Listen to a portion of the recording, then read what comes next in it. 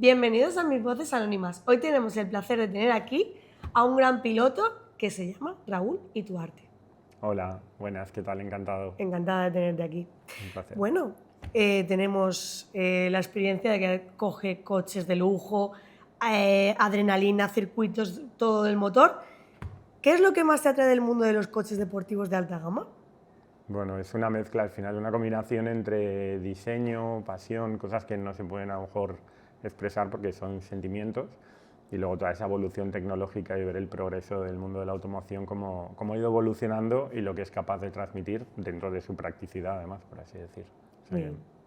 Y explícanos un poquito para matizar, porque tú eres piloto, pero explícanos un poco qué tipo de piloto eres. Bueno, dentro de los pilotos hay pilotos que están especializados en campeonatos, que corren la Fórmula 1, mundiales de rallies, que son además muy famosos y tienden a ser famosos, y luego hay algunos que somos más humildemente pilotos que trabajamos en el desarrollo de los vehículos, ¿no? Somos pilotos test drive o de evolución, que nos encargamos de probar esos coches cuando se están creando, cuando están en esa fase que aún de embrión y se están haciendo pruebas sobre los prototipos, luego ya pasan a ser un preserie, luego ya tenemos el coche de serie, luego vamos haciendo presentaciones, ensayos, evoluciones. Entonces, la vida de un automóvil es muy larga y dentro de todo eso, pues requiere de unos expertos que puedan probarlo y transmitir con los ingenieros esas mejoras o llevarlos a las situaciones que te piden los ingenieros. He visto un vídeo que me encanta porque sales explicando cómo abrir un coche, pero desde otra parte. O sea, explícanos bien en este vídeo porque va a ser. Hay varios, no sé cuál será. Es ¿sabes un si coche verde, Porsche no me acuerdo o cuál era, pero es un muy Lamborghini? guay. Será un El Lamborghini. El Aventador, puede ser el Aventador o el Huracán. Bueno, tienen como muchas veces ya para mejorar los coeficientes aerodinámicos, todo eso, los tiradores se van ocultando más y son más Exacto. embebidos, ya no tienen esos tiradores mecánicos, y lo que se hace por si el coche se quedara sin batería, Sí. se crean unas, pues en este caso lleva una tapa que la extraes y dentro tiene un hueco donde con una llave liberas y un tirador mecánico consigues abrir. No sería lo práctico del día a día, lo bueno es llegar y con la mano tocas y la puerta más en ese sabre de tijera y la abres y queda súper elegante, y luego a nivel funcional es más aerodinámico, hace menos ruido, son cosas parte de la evolución. Es que sus vídeos son fantásticos, pero es que ese vídeo me gusta porque das unos tips muy chulos y al final, como no son coches de a pie, generan más visualizaciones y a mí me gustó mucho ese vídeo. Trato de compartir un poco esas algunas curiosidades que incluso algunos clientes, que por suerte tengo relación con ellos, o a veces luego incluso te escriben y te dicen ni lo sabía que tenía eso, y es algo tan esencial como que te puedes quedar sin batería. Son coches como puede hacer cualquier otro coche, y de hecho muchas veces están estacionados, pues igual se tiran un mes, 2 meses, 3 meses, y tienen ciertas unidades electrónicas que siguen consumiendo, y si no se les pone un mantenedor de batería pueden pasar que se quede sin batería. Entonces es bueno saber esas cosas, y yo intento compartir, no soy un gran influencer, simplemente soy una persona que trata de compartir ese contenido que por suerte conozco desde hace muchos años y voy viendo la evolución y el porqué. Y tiene mucho valor porque es muy bueno saber esas cosas. Gracias. ¿Has tenido oportunidad de conducir Lamborghinis, coches de alta gama, Porsche, Ferrari? ¿Qué sensaciones te producen a nivel personal?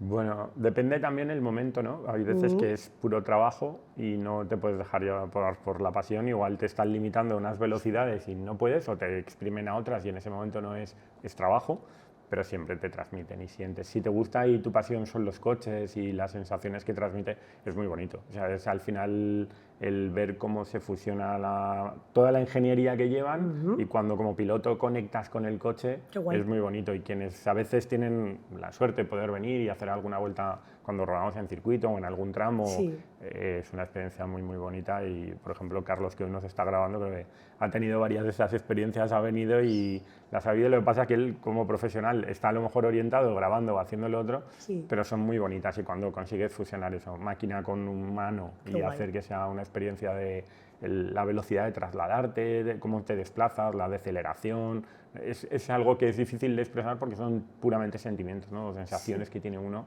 y que lo transmiten los coches, creo.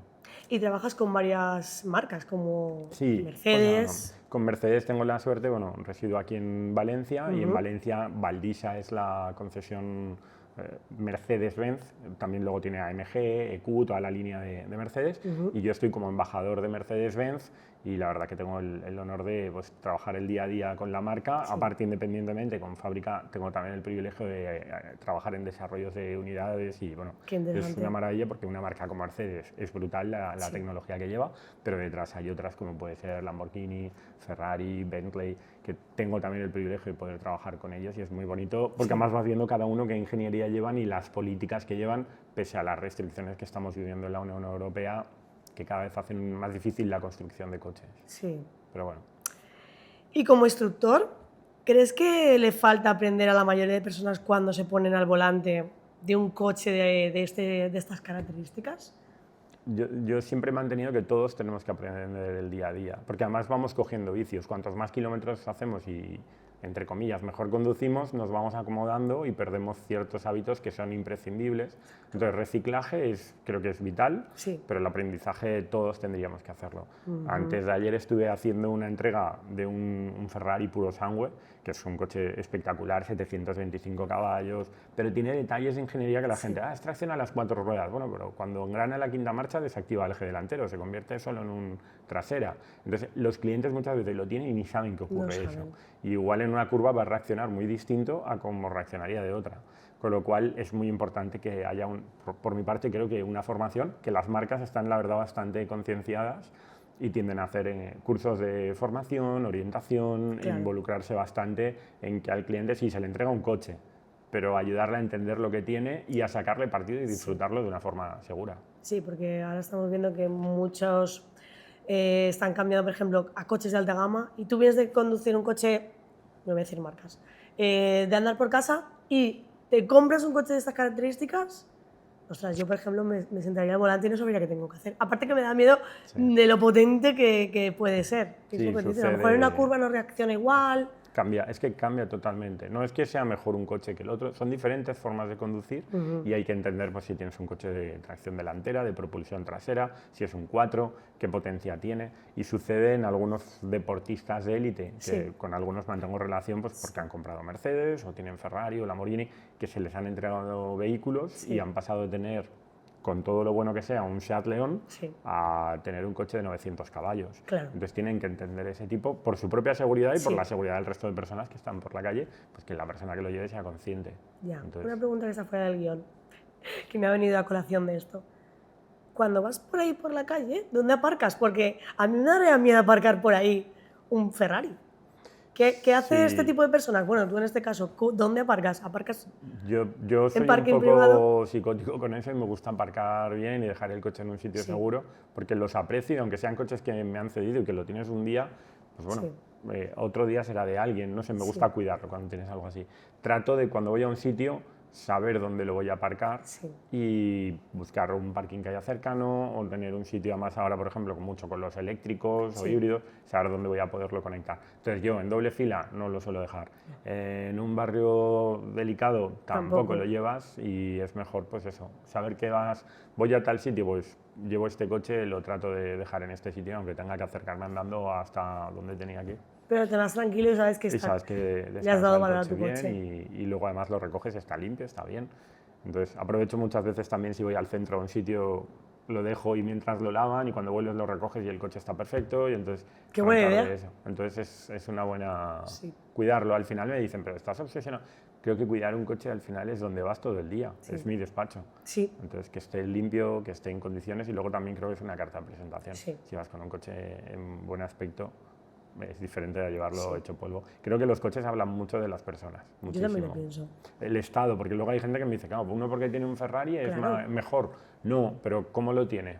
¿Limpio? Limpio, puedes tener un 127, pero oye, si lo tienes perfecto y digno, oye, más mérito incluso y te dicen más. Suele ser como los zapatos o las manos, o te hablan de las personas. Sí, mi hermano, por ejemplo, tiene coches clásicos. Tiene, por ejemplo, un Super Mega Flori y cosas así, pero él los tiene siempre cerrados, guardados, hasta donde los aparca pone paneles de corcho para no rozarlos. Sí, porque los suyos salen en películas españolas. Para rodaje. Sí, y mi padre y él tienen coches clásicos. Tienen el también... Super Mega Flori es uno de los coches con los que empecé yo a conducir. ¡Qué fuerte! Poca gente sabe, porque era un coche que tenía tracción trasera, cruzaba, y en esa época tenía yo 7 para 8 años y con un amigo, su padre, le regaló uno y queríamos prepararnos para ir al París-Dakar en un Super Mirafiori, pero yo era más alto, yo era el piloto y él era el copiloto y entrenábamos en una casa en Paterna, cerrada, o sea, teníamos unas carreteras Unas zonas. y ahí Qué valiente. hacíamos el loco, parecíamos el vaquilla o esa época. Y la conducción es totalmente diferente. Sí, y bueno, esa época, pero para esa época yo ahora los veo y digo, guay, esto lo veía y alucinaba. Sí, Pero sí, claro, en esa época ha evolucionado. eso era lo más. Voy a hacer una cosa a la que me has recordado, a que es verdad, antiguamente nos criaban diferente y mi padre me dejó un 4 latas, no sé si te acuerdas cuál es. Sí, claro. En Colombia, por ejemplo, hay muchos de esos todavía. Hay países donde están aún en Lo marcha. teníamos y van por ahí a lo amarillo bestia. y las marchas iban aquí, Sí, primera. era... Qué fuerte, y mi padre nos dejó en un descampado y dijo, vale chicos, así van las marchas. Y se sale del coche y nos deja ahí. A mí y a mi hermano. También tendríamos unos 10 años. Era otra época. Era otra época. Era otra época. Yo creo que había menos gente en cualquier sitio. Ahora, donde vayas, ya hay gente en un camino, ya hay gente. Exacto. Es otra... Y también, bueno, ahora le dejas un coche a alguien con 300 caballos y puedes pegar. Con ese coche, si cometías un error, pues bueno, igual te ibas contra un muro y... Y ya está. Era todo hierro. Es verdad.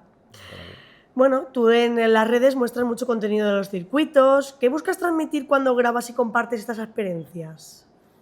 Bueno, es una mezcla. Hay algunos de los contenidos que hago que las marcas me piden como que deje una huella digital, que reflejemos lo que se está haciendo, que la gente sea conocedora pues, de este tipo de acciones, que por ejemplo presentas un coche, pero a la vez de presentarlo quieres que la gente entienda el porqué de esa evolución. Pues ahora el AMG GT ha pasado de tener solo propulsión en el eje trasero ahora a ser un tracción 4. ¿Por qué? Qué guay. Pues porque es más seguridad, porque es una evolución. Entonces, que ese tipo de acciones sirvan para enseñar el por qué se hacen, luego para compartir momentos bonitos y que creo que hay cierto público que le atrae todas esas imágenes y esas experiencias. Y luego es una publicidad que puede servir para que haya gente que querría ir, entonces ya lo conoce y conoce ese producto y ya es capaz de poderlo pedir. Si no lo has visto, igual no sabes ni que existe. Claro. Entonces, bueno. Sí, es verdad. ¿Qué consejo le darías a alguien que quiere aprender a conducir un coche deportivo y pisar más allá del acelerador? Bueno, sobre todo la experiencia ayuda mucho, una experiencia responsable, pero eso, que vayan paso a paso. Yo suelo decir que es muy bueno el aprender primero a andar y luego a correr, porque si empiezas a correr, luego vas a trompicones y no lo haces bien. Entonces, aprender y ir creciendo, no pasar a lo mejor de un coche de 80 caballos a tener uno de 1000. Entonces, algo razonable y ir haciéndolo de una forma progresiva y, sobre todo, lo responsable. Hay gente que ha pasado a tener un coche muy potente y es gente muy responsable y fenomenal, o hay casos de personas que con poca potencia ya son un peligro. Entonces, sobre todo, tener cabeza. Creo que tú, además, como psicóloga, entiendes un poco esa... Tienes que ir paulatinamente. Las personas tienen que madurar los procesos en los que entran y la conducción es uno muy... Se ha hecho, yo creo que muy común el que todo el mundo puede conducir, pero personalmente yo creo que no todo el mundo puede conducir. Yo también lo pienso personalmente. Pero... Conducir no es para todo el mundo. Y también para ciertas edades. Sí, claro, hay edades, a todos nos llegará y habrá un momento en el que yo sé que tendré que decir ya no estoy en el momento. Yo, por ejemplo, la moto la he estado llevando, me encantan las motos, he llevado mucho tiempo, pero he ido siendo consciente de que ha llegado un momento en el que es mejor no, también por el tráfico ha cambiado mucho y la moto ya la veo a un nivel de peligrosidad muy, muy, muy alto. Sí.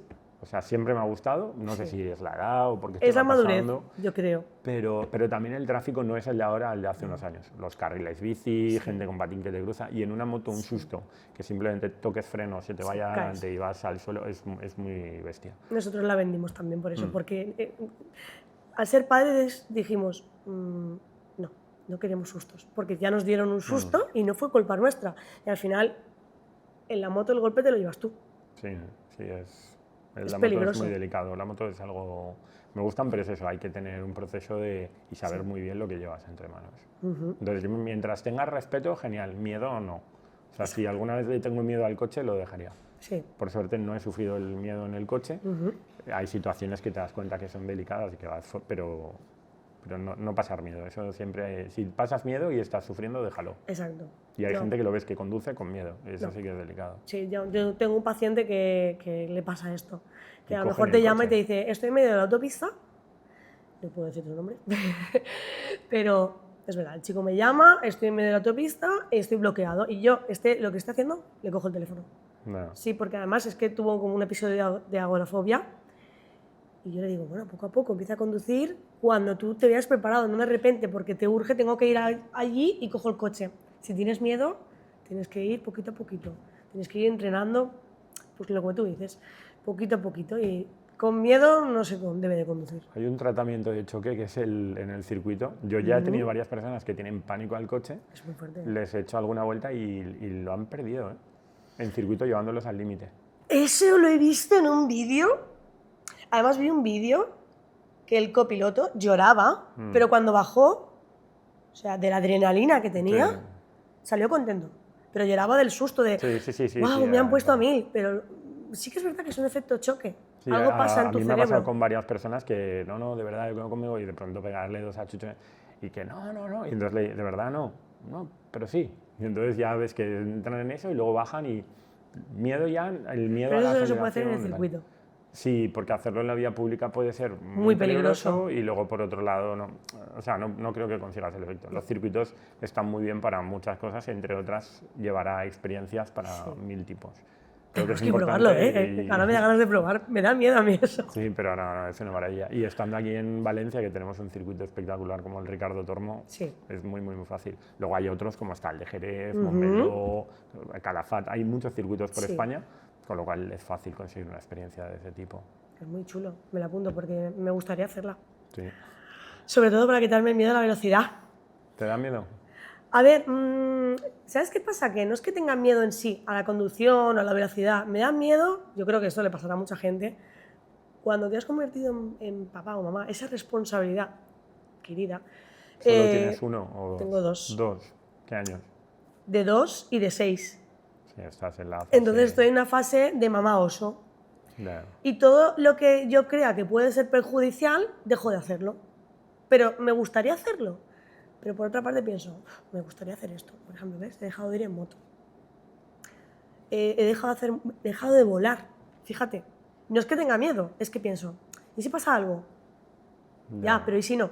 También debería pensarlo. Ya. Pues es un poco lo que me pasa. ¿Que al final tengo que trabajar en ello? Sí, tengo que trabajar eso en mí.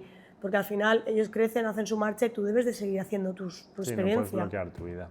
No puedo bloquearla. Pero a esto le pasa a muchas mamás. Sin querer es como algo protector que te sale ahí y dejas de hacer muchas cosas. Pero esto debería probarlo, ponerme a 1000. ¿Cuánto es el máximo que se pone? Depende del circuito y el coche. Lo máximo que has puesto tú. Yo 4.27. ¡Oh, ¡qué miedo! Y era en carretera abierta, pero cortada al tráfico. Porque en circuito es muy difícil alcanzar esa velocidad. Claro, porque al final tiene como curvas. Claro, normalmente un circuito puedes tener a lo mejor una recta de 1 kilómetro, kilómetro y pico. Alcanzar esa velocidad es muy difícil. Ya eso lo controlas. Y al final de curva, o sea, no tienes. En cambio sí que hay autovías que hemos ido a hacer ensayos y cuando vas con un coche de esos... Y claro, ahí, por ejemplo, ¿cuántos kilómetros puede hacer? Estás haciendo recorridos. En la recta puedes tener 4 o 5 kilómetros de recta y ya está, ¿sabes? Pero te pasan en nada, no te das cuenta. Y de pronto, ¡ay, ya se acaba! ¡Jope! Entonces, Y tienes que tener una concentración y un control que... Sí, y lo que pasa es que en esos casos o sea, me acuerdo y se me pone piel de gallina, te pone el rollo Sí. porque es una sensación muy bestia. Sí. Cuando tienes o sea, tienes que estar concentrado, pero te están hablando y te están diciendo cosas. Igual te están diciendo aprieta más, y tú igual ves que no debes porque la vía no lo acompaña o no hay, pero tienes que. Entonces son esos momentos más límite que tienen ese morbillo. Yo creo que es muy adictivo todo esto. Es un poco, yo no fumo, no bebo, no soy una persona de vicios, pero siempre digo mi vicio, yo creo que es la adrenalina, la que tiene enganchado. Pero bueno, Sí. Además, eso me encanta lo que me acabas de contar. Es como, lo estaba visualizando en ese momento y estaba teniendo esa experiencia y debe ser muy guay y muy acojonante. Es un estrés extraño. Es estrés, porque una cosa es cuando ruedas y vas a tu bola y ahora quiero ir rápido, voy rápido, ahora voy lento. Pero cuando vas y estás trabajando y llevas la responsabilidad de llevar un coche que a lo mejor vale 9 millones de euros y que te digan tienes que exprímelo. Pero recuerdo aquí hace un año y pico y me vino y el propietario de la marca vino y me dijo llévala al límite, pero no le hagas ni esto. Claro. No le dé ni una piedrecita. Es mi bebé, es que si salta cuídalo. una piedrecita, ¿cómo voy a hacer? Llevarlo al límite. Y llevarlo al límite, pues un error puede ser fatal. O los daños es muy fácil que sucedan. Pero bueno, cuando vas a velocidades así, 427 es una locura. Todo sucede muy rápido. Aunque yo digo que la barrera, cuando pasas los 250, 270, ya me da igual 315, 350. ¿Tú lo ves todo lento o vas rápido? No, pasas rápido, pero yo creo que entras como en un punto de concentración en el que cuando pasas esos 250, me da igual, no suelo mirar, hay gente que me dice, ¿cuánto va el...? No miro el cuenta kilómetros, estás a la vía.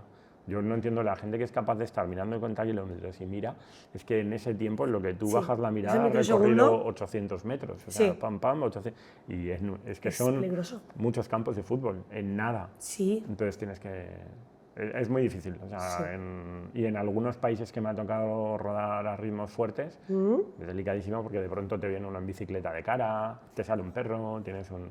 Claro, son peligros. Antes de ayer me salió yendo con lo del Ferrari un ciervo. En las carreteras de la zona de Cuenca y claro, un es que ahí salen muchos ciervos. Y el ciervo se me quedó jabalí. como... Miró y yo pasé entre la bionda y el arcén me metí. Si llego a darme... No es porque fuera rápido, pero es que sale de golpe, no tienes espacio de reacción. No. Entonces por eso siempre tienes que estar pilotando el coche. Hay gente que me dice, exageras, pilotar el coche.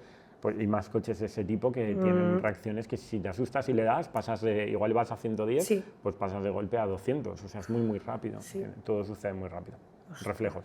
Sí, eso voy a decir. Yo por ahora, por suerte, mantengo unos reflejos. Siempre tuve muy buenos y creo que los mantengo. Por eso tienes este trabajo. Porque es que va cosita a ti. Los reflejos te ayudaban muchísimo. Luego tienes que tener una calma. Carlitos lo ha podido vivir. Cuando a veces vamos en el circuito a saco y me dicen, pero es que vas charlando y tal, y el coche va ahí, y tal. Pero... Carlos está aquí detrás, que está aquí detrás. Lo ratifica, pero creo que es parte de eso, ¿no? Tienes que ser muy tranquilo. También porque si tú estás haciéndole una vuelta a alguien o llevas unos ingenieros y vas y transmites inseguridad, nervios, frenazos, golpes, todos van sufriendo. Y al final tienes como que en el despacho mantener calma. Es que tú transmites calma. Gracias. Tienes que ser una persona tranquila, aunque me encanta... Bueno, no has venido conmigo al coche, pero nuevamente Carlos lo puede ratificar. Soy nerviosillo, o sea, me mola darle caña, pero tranquilo, no me pongo nervioso. No debo. Yo creo que los nervios al final... Los tienes pero controlados y eso genera calma al entorno. Es que si no, además van en tu contra. Empiezas a cometer errores, hay cosas que... Hay días que no estás fino y ves que tienes que hacer ciertas cosas y no te salen. Claro. Porque además es delicado. Hay veces que tienes que ir a esta conducción, hacer no sé qué, y no te sale. Y tienes que hacerlo y te ensayas y hasta que te salga. Pero bueno, un trabajo diferente. Diferente y chulo. Sí. Bueno, y para cerrar, mi última pregunta, que me encanta estar contigo. Gracias. ¿Qué sueñas de hacer en el mundo del motor que aún no hayas logrado? Algo que te falte por hacer que digas, me falta hacer esto, me gustaría hacerlo. Yo diría que estoy muy satisfecho, ¿no? O que estoy pleno con lo que he hecho, pero siempre tienes que tener como nuevas metas, para motivarte. Trabajar en nuevos proyectos, pues hay uno que siempre me ha llamado la atención, que es construir un vehículo que supere los 500, no construirlo yo, participar en un proyecto en el que el vehículo pueda superar los 500 kilómetros por hora. Creo que llega una tecnología ya muy brutal. Sí. Ayer justamente comía con un ingeniero muy importante de allí de España, Domingo Ochoa, que tiene, o creó el coche, el GTA hispano y tal, y él decía, yo el próximo estoy ahí con la barrera de crear el primer coche español que supere los 400. Pues el de los 500 yo era uno que siempre me ha parecido, porque existen coches obviamente que ya los 400 y pico lo superan, pero lleva mucha ingeniería detrás, muchos ensayos, mucho valor en ese trabajo, pero bueno, hay muchísimos otros proyectos. Vehículos eléctricos o nuevas tecnologías como puede hacer el hidrógeno, ver si evolucionará más allá o qué se puede conseguir, o nuevos motores, o nuevos proyectos, seguir participando en nuevos proyectos, evolución tecnológica, que me parece muy bonito. Y seguir probándolos. Y ir disfrutando de todos esos ensayos sin incidentes, ¿no? Porque siempre ocurren cosas o nos pasan algunas historietas que luego, por suerte, yo las cuento como anécdotas. Sí. ¿Puedes contarnos una antes de acabar, que me encantaría? ¿Alguna? ¿Así alguna, la más loca? Bueno, locas así son... Carlos, igual hay alguna que recuerde, no sé, yo hay algunas que son, pues eso, estar probando un coche que va a una millonada y quedarte tirado en medio de una montaña a las 4 de la mañana sin cobertura en el teléfono. No puedes abandonar el coche porque es un prototipo, que a lo mejor el coche va a valer 2 millones de euros, pero es que encima de ese coche, al ser la unidad de desarrollo y tal, pues puede valer 20 millones. O sea, el valor es incalculable porque tiene toda la tecnología, entonces tú no lo puedes abandonar, pero tienes que llamar a una asistencia, que en casos llevamos emisoras, o hay formas de llamar, pero que no tengas señal, no puedes avisar.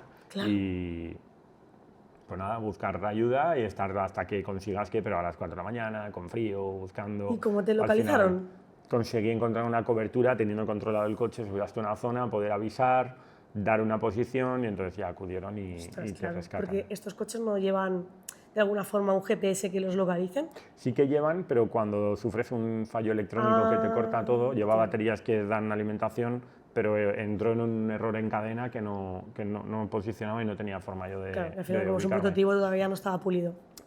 Pueden surgir ciertos fallos y Claro. un cierre de este tipo te deja... El coche está geolocalizado, pero ellos no saben si en ese momento tú estabas haciendo una prueba de algo, habías parado, si Claro. has ido al cuarto de baño, si te encontrabas mal, si estabas... Y tenías que pedir ayuda, porque Claro. estás en un sitio delicado y no quieres, y además tampoco quieres que venga alguien y te haga fotos del coche, porque el coche averiado puede ser una mala publicidad. Claro. La gente no lo va a entender a lo mejor y ve un coche allí y dice, qué basura, este coche está tirado y tal. Estamos desarrollándolo. Claro. Está aprendiendo Es a andar. parte del proceso. Está aprendiendo a andar y es parte de eso, entonces, pues bueno. Pero bueno, hay historietas, hay Qué algunas guay. locas. Hace poco me pasó una, la de perder una rueda trasera izquierda, pero la sentí y antes de que llegara a salir de la carrocería, paré el coche. Pero si no podía haber sido Pero un porque golpe muy fuerte. vuelvo a lo que has dicho al principio. Conectado, Sí. coche, humano. Y sentiste que iba a Sentí salir. algo era raro y era raro porque con ese coche, con este era de 900 caballos, lo fácil era enseguida estar dando y cuando le daba notaba algo extraño. Y en 900 caballos una pérdida de potencia o algo no es tan plausible como puede ser en uno de 80, Sí, porque sí. en uno así, aunque pierdas un 10%, ya te está empujando mucho. Había algo extraño. Empecé a notar y de pronto ya fue el mirar y rápido ver la rueda y pararlo. Qué fuerte. Entonces hay historietas, pero bueno, por suerte las puedo seguir contando hasta que a lo mejor haya un día que me pase una que no, pero como siempre digo, he sido feliz hasta ahora y he sido Hasta muy ahora. afortunado de lo que he tenido, con lo cual no me puedo quejar. Wow, me has encantado. Muchas gracias por Gracias. venir y estar aquí con nosotros. Gracias, un Contarnos placer. todo y enseñarnos, que nos tiene que enseñar un coche muy guay, ¿no? Bueno, siempre, a ver, coches bonitos, si te gustan los coches, tenemos la suerte de que en el mercado ahora hay maravillas, auténticas joyas o estrellas como este es una estrella. Son muy bonitos. Pues nada, vamos a verlo. Vale. Ahora vamos a probar uno de estos AMGs y a ver si me aclaro a ver cuál de todas estas llaves es, pero no te preocupes que lo encontramos y sabemos cuándo va. Perfecto. Bueno, lo tenemos claro y ya sabemos cuál es la llave. Además las de los AMG tienen su rasgo distintivo, pero creo que te va a gustar y lo va a hacer. Hombre, me encanta. Bueno, si te gusta la experiencia. Gracias. Qué chulo.